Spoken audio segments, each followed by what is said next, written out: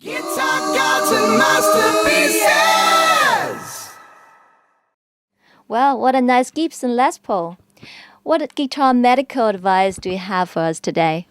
I'm going to talk about variations you can do to the Les Paul to get a whole heap of different sounds from it. So simple modifications without changing the originality of the guitar.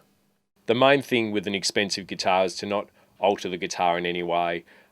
Originality is a big part of keeping the value in your guitar.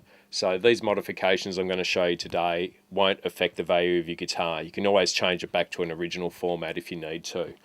Now, one of my favourites, which I've just started doing quite regularly, is we change the passive tone controls on the guitar here to a single coil control.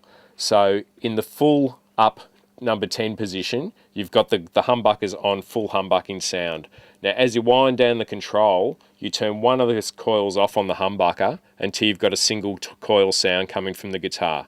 Now, the best thing about this modification is you can go anywhere from your full humbucking tone all the way down to a single coil sound, and you've got anywhere in between. So instead of having a standard passive tone control on the guitar, which will just cut the treble from your guitar sound and dissipate the treble to ground, you've got a control that varies all the way from single coil up to a humbucking sound. So you can vary the tone anywhere between those two options, which is fantastic. So one of the other modifications we quite commonly do to these guitars is putting push-pull pots on the tone controls. And you can do two different wiring modifications with your push-pull pot. You can do a single coil switching where you turn one of your coils off on the guitar, or you can do series parallel switching, which enables you to switch your coils, which are normally wired in series in a humbucker, to a parallel configuration, which gives you a thinner sound, and you drop a lot of bottom end from the sound and get a brighter tone from your guitar. Now, one of the other modifications is like the Pedigree modification, which is throwing one pickup out of phase with the other one. So you can do that on a push-pull pot too, therefore you're not drilling any holes in the guitar at all. And you can switch your pickups out of phase with each other when you're in the center position on your toggle switch. Now that'll give you a really thin funk type of sound from your guitar, and you get completely away from your thick Gibson sounds.